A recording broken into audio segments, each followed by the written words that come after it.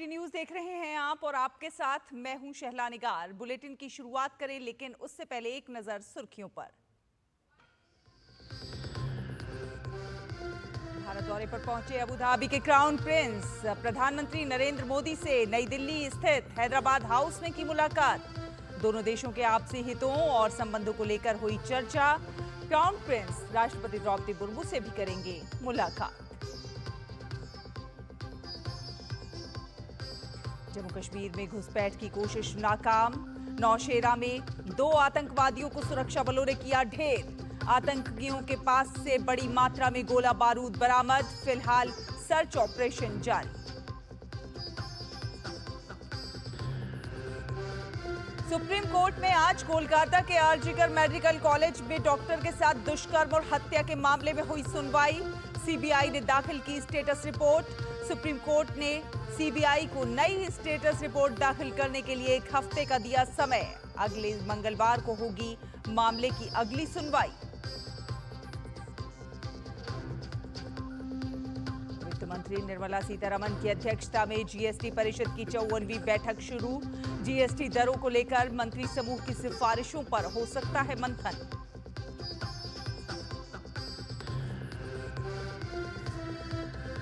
विदेश मंत्री doctor S Jaishankar आज रियाद में भारत खाड़ी सहयोग परिषद के विदेश मंत्रियों की पहली बैठक में लेंगे भाग।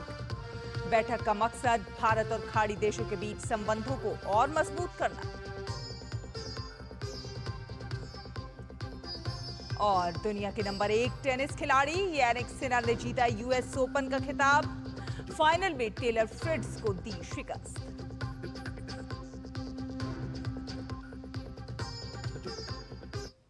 तो बुलेटिन की शुरुआत करते हैं अबू धाबी के क्राउन प्रिंस की भारत यात्रा के साथ। तो यूएई के क्राउन प्रिंस शेख खालिद बिन मोहम्मद बिन जायद अल नाहयान ने प्रधानमंत्री नरेंद्र मोदी से मुलाकात की। उनके साथ मंत्रियों का प्रतिनिधिमंडल भी भारत की यात्रा पर आया है। नई दिल्ली स्थित हैदराबाद हाउस दोनों देशों के आपसी हितों और संबंधों को लेकर यहां पर चर्चा हुई। यूएई और भारत के बीच व्यापक आर्थिक साझेदारी के संबंध हैं। तो यूएई की क्राउन प्रिंस की ये भारत यात्रा। क्राउन प्रिंस और प्रधानमंत्री नरेंद्र मोदी के बीच द्विपक्षीय वार्ता। हैदराबाद हाउस में प्रधानमंत्री नरेंद्र मोदी ने क्राउन प्रिंस से की मुलाकात।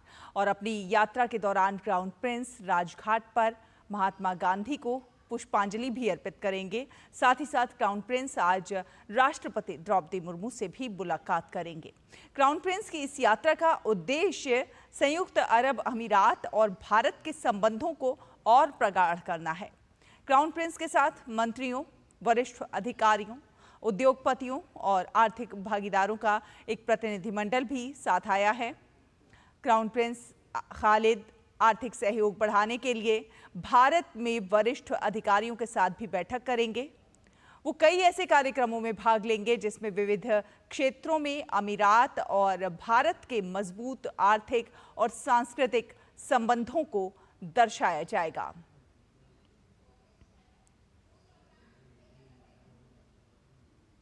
और अब अगली खबर आपको बता देंगे। खबर कोलकाता की। कोलकाता में डॉक्टर रेप मर्डर केस में आज सुप्रीम कोर्ट में सुनवाई हुई। पश्चिम बंगाल सरकार और सीबीआई दोनों ने अपनी अपनी स्टेटस रिपोर्ट दाखिल की। इसके अलावा डॉक्टरों की हड़ताल को लेकर बंगाल सरकार के स्वास्थ्य विभाग ने भी स्टेटस रिपोर्ट सुप्रीम कोर्ट में फाइल की है। अदालत ने बंगाल सरकार से आरजीकर अस्पताल में तोड़फोड़ के मामले में अपनी स्थिति को स्पष्ट करने के निर्देश दिए थे। तो वहीं सीबीआई ने भी कोर्ट को बताया कि उसकी जांच कहां तक पहुंची है। आज की सुनवाई में बंगाल सरकार के वकील कपिल सिब्बल ने कहा है कि हड़ताल की वजह से अब तक 23 मरीजों की मौत हो चुकी है। वहीं सॉलिसिटर जनरल तुषार मेहता ने कहा कि उन्हें बंगाल सरकार की रिपोर्ट की कॉपी अभी तक नहीं मिली है।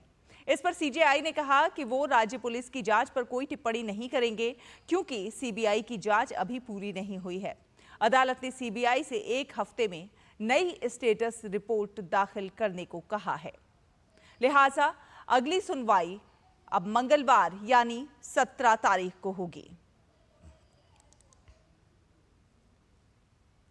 तो सीबीआई दाखिल करेगी नई स्टेटस रिपोर्ट और विकास सारथी ज्यादा जानकारी के साथ हमारे साथ जुड़ चुके हैं। विकास, बताइए क्या क्या हुआ आज कोर्ट में और क्यों अगली तारीख दी गई है स्टेटस रिपोर्ट दाखिल करने के लिए?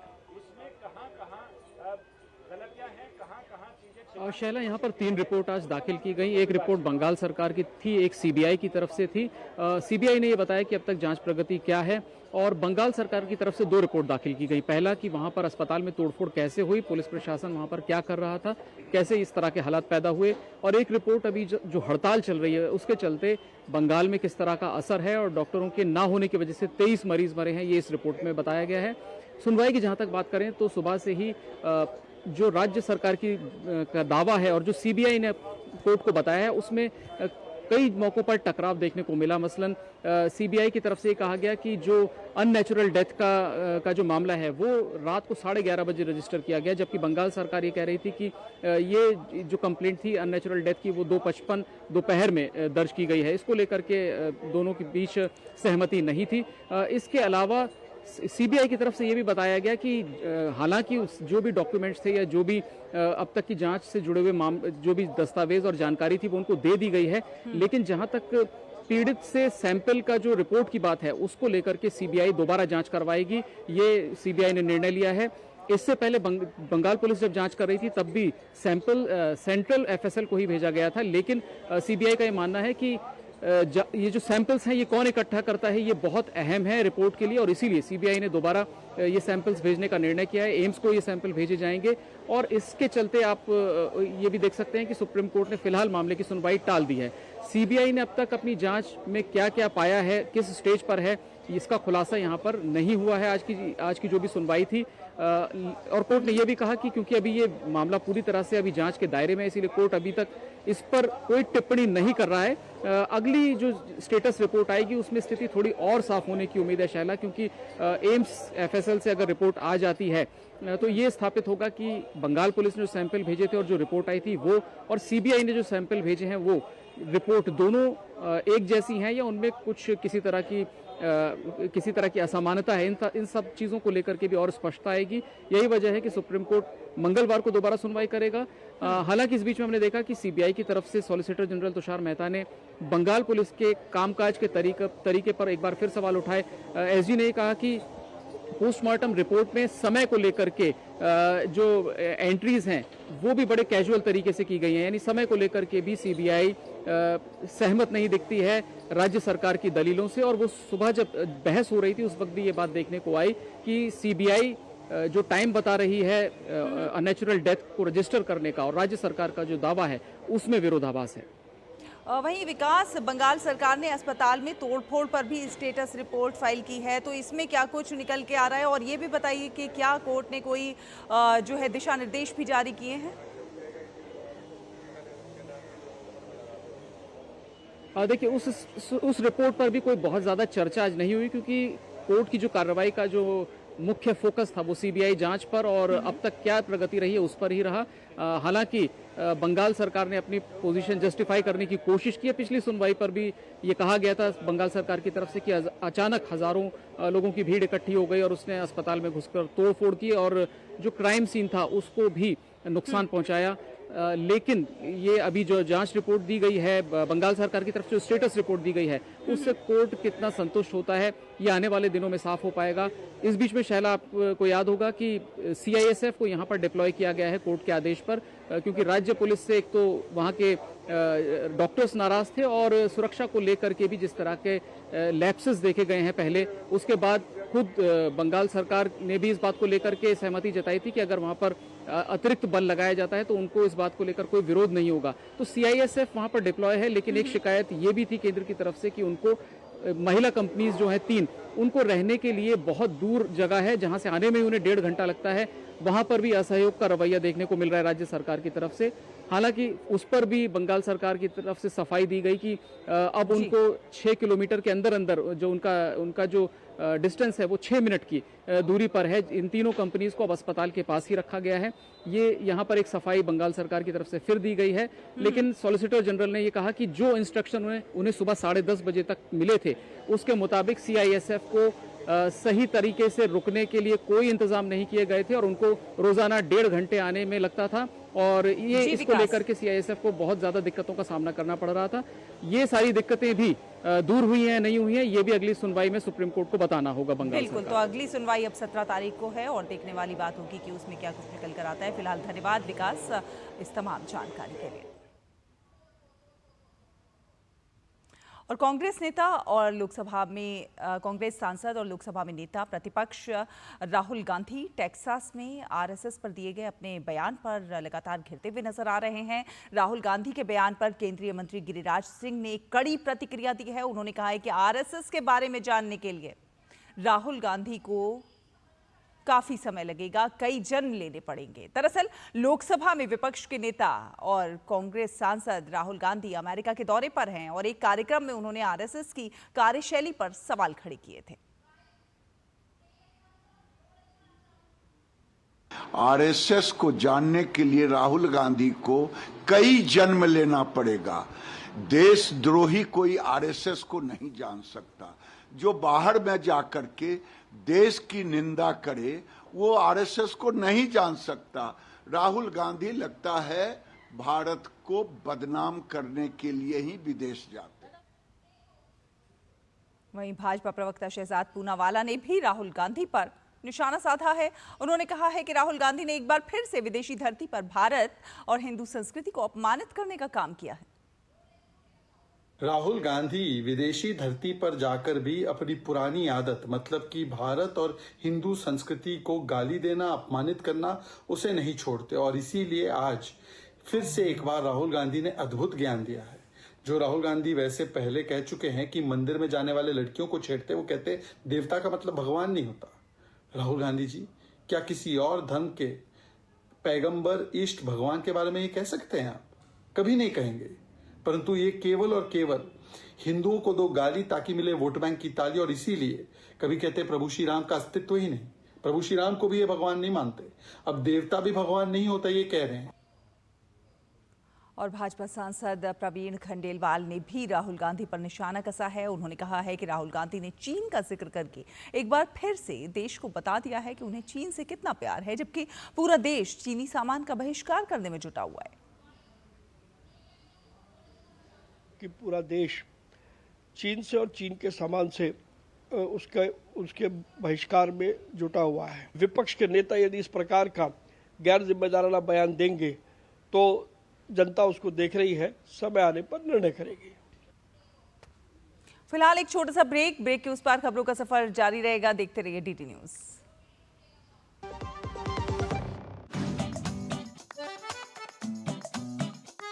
ये डाउट बहुत ही अमेजिंग चीज है, काम आसान कर देती है।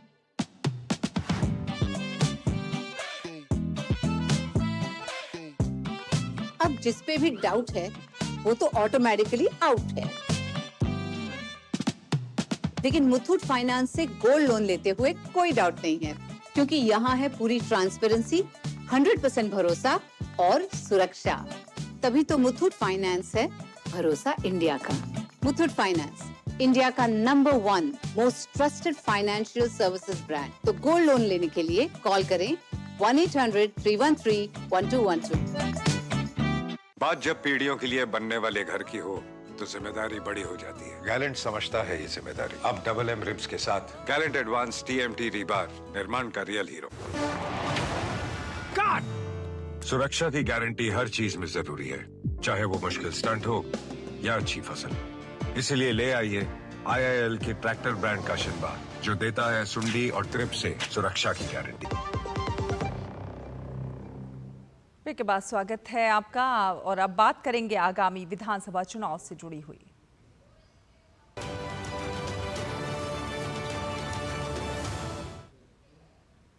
तो आपको बता दें कि हरियाणा विधानसभा चुनाव के लिए कांग्रेस ने अपने 9 उम्मीदवारों की दूसरी लिस्ट जारी कर दी है और इसके साथ ही पार्टी ने अब तक कुल 41 उम्मीदवार उतार दिए हैं। पार्टी ने मोहित ग्रोवर को गुरुग्राम से टिकट दिया है, तो वर्धन यादव बादशाहपुर से चुनाव लड़ेंगे। वहीं पार्टी ने जेजेपी प्रमुख और बीजेपी के सहयोग से डिप्टी CM रहे दुष्यंत चौटाला के खिलाफ वीरेंद्र सिंह के बेटे ब्रजेंद्र सिंह को मैदान में उतारा है।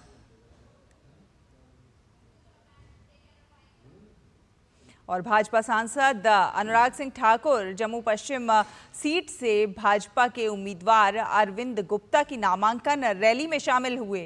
भाजपा ने जम्मू पश्चिम सीट से अरविंद गुप्ता को चुनावी मैदान में उतारा है। जम्मू कश्मीर में अनुच्छेद 370 समाप्त होने के बाद इस बार के विधानसभा चुनाव में राजनीतिक भागीदारी चारों ओर से बढ़ गई है। प्रतिबंधित संगठन और अलगाववादी गतिविधियों में शामिल रहे जमाते इस्लामी के लोग अब निर्दलीय उम्मीदवारों के रूप में चुनाव लड़ रहे हैं, जिस वजह से तमाम राजनीतिक दलों का जो चुनावी गणित है वो प्रभावित होता हुआ दिखाई दे रहा है। तो आइए देखते हैं कि शोपियां से हमारे संवाददाता ऋषि कुमार ने एक खास रिपोर्ट भेजी है, पहले उसे देखते हैं।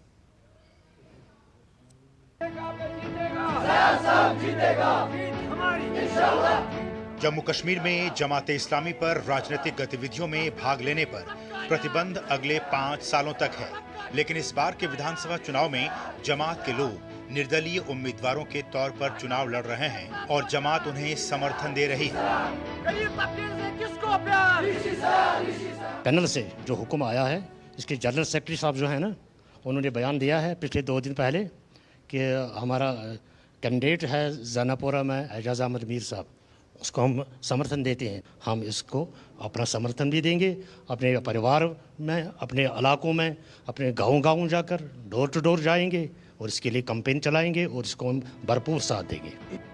जमात के नेताओं का कहना है कि वो संविधान के तहत राजनीतिक भागीदारी में शामिल होना चाहते थे, लेकिन प्रतिबंध होने की वजह से अब अपने लोगों को निर्दलीय उम्मीदवार के रूप में समर्थन दे रहे हैं। पैनल जो है वो भी जो भी फैसला करेंगे, जमात का हर एक रुकन हो वो उसके समर्थन में है। लिहाजा ऊपर से हुक्म आया कि आप एजाज अहमद मीर को सपोर्ट करो, हम करेंगे। और जमात इस्लामी जमहूरियत पर यकीन रखती है। पहले हमारा ये यकीन था कि जमात से बैन उठ जाए, हम खुद सियासत में दाखिल हो जाएंगे और खुद लोगों का समर्थन ले लेंगे, लेकिन बैन नहीं हुई। जमात ने 1987 में आखिरी बार मुस्लिम यूनाइटेड फ्रंट के बैनर तले समान विचारधारा वाले राजनीतिक दलों के साथ गठबंधन कर विधानसभा चुनाव लड़ा था, जिसके बाद से जमात ने जम्मू कश्मीर में चुनावों का बहिष्कार किया।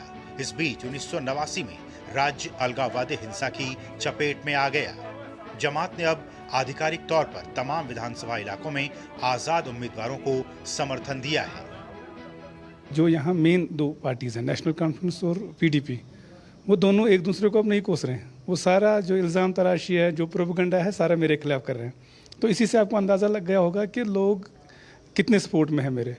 तो खुदा के फजल करम से अब तो जमात इस्लामी मुझे सपोर्ट कर रही है। जो पिछले इंतखाबात हुए हैं पार्लियामेंट के, वो फ्री और फेयर इलेक्शन हुए हैं, उनको देखकर हमने फैसला किया है कि हमें आगे आना चाहिए। हाँ, हम तैयार थे कि अगर जमात पर बैन न होती, अगर जमात बैन से बरी होती, तो जमात एज ए पार्टी का इलेक्शन लड़ती। जमात का फैसला इस धार्मिक राजनीतिक संगठन की नीति में एक बड़ा बदलाव दर्शाता है। चुनावी राजनीति में जमात की दोबारा एंट्री से कश्मीर में चुनावी राजनीति में बदलाव की उम्मीद की जा रही है। ऋषि कुमार की report, DD news, Shopian.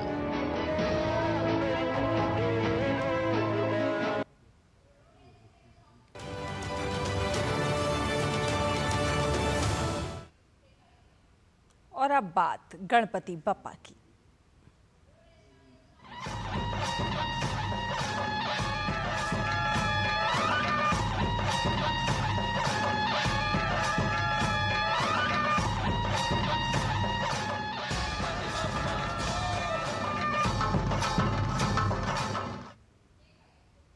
Ganpati Bappa Maurya. जी हां, गणेशोत्सव पूरे देश में धूमधाम के साथ मनाया जा रहा है।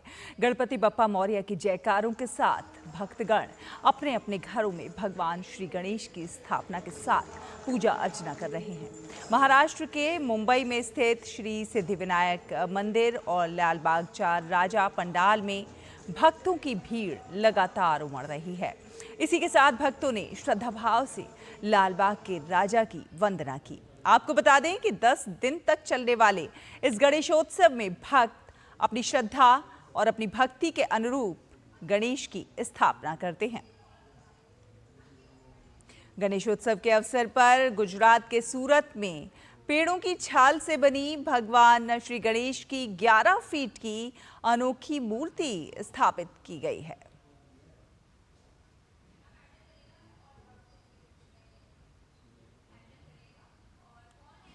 तो सूरत में पेड़ों की छाल से बनी भगवान गणेश की 11 फीट की ये अनोखी मूर्ति इको फ्रेंडली गणेशा का भी एक संदेश दे रही है। देश भर में इस समय गणेशोत्सव की धूम है और गणेशोत्सव की खबरों के साथ मुंबई से हमारे सहयोगी योगेश शीतल जुड़ रहे हैं। योगेश, एक बार फिर गणेशोत्सव पूरे धूमधाम के साथ मनाया जा रहा है, चाहे लाल बाग चा राजा हो या फिर अलग अलग तरह से इको फ्रेंडली गणेशा।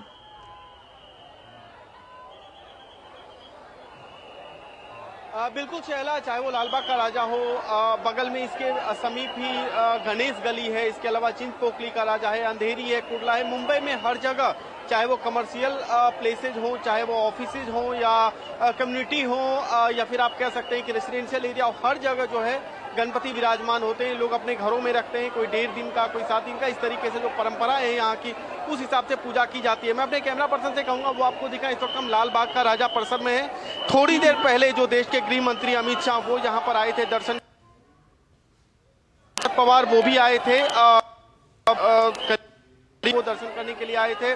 अगर यहाँ की बात करें तो यहाँ की विशेषता ये रहती है, क्योंकि काफी पुराना है, 1934 से जो है वो यहाँ पे पूजा अर्चना एक परंपरागत आप कह सकते हैं एक बड़ा नाम हो गया है। यहाँ पर काफी लोग आते हैं बड़ी संख्या में। आपको दिखाएंगे कि श्रद्धालु जो है बड़ी संख्या में यहाँ पर आए हैं। तो आप देखें तो महाराष्ट्र या मुंबई में जो भी बड़े गणेश मंदिर हैं, चाहे वो सिद्धि विनायक हो या फिर पुणे का डगरू सेठ हो, यहाँ पे बिल्कुल। और ये तस्वीरें योगेश जो हम दिखा रहे हैं, जो आप दिखा रहे हैं, वहां से भेज रहे हैं सीधी, ये कितनी खास हैं, कितनी बड़ी संख्या में भक्तगण वहां पर मौजूद हैं जो कि लाल बाग राजा के दर्शन के लिए वहां पर पहुंचे हुए हैं।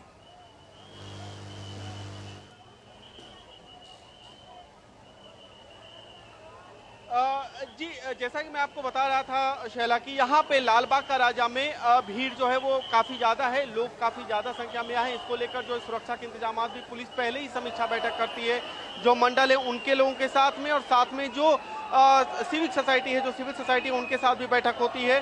बीएमसी के लोग भी यहाँ पर रहते हैं, फायर ब्रिगेड का इंतजाम जो है वो यहाँ पर किया जाता है। इंश्योर किया जाता है कि लोगों को किसी तरह की असुविधा न हो और किसी भी आपात स्थिति से यहाँ पे निपटा जा सके। अगर त्योहार की फेस्टिविटी की बात करें तो बाजार में खास करके जो भिंडी बाजार का मार्केट हो या फिर दादर मार्केट हो, कुर्ला मार्केट हो, जो बड़े बाजार है वहां पे ये खरीदार जो त्योहार में, चाहे वो देव को चढ़ाने के लिए बहुत सारे तरह को मिलेंगे, के आपको के लिए चढ़ाए कपड़े खरीदते हैं। सारांश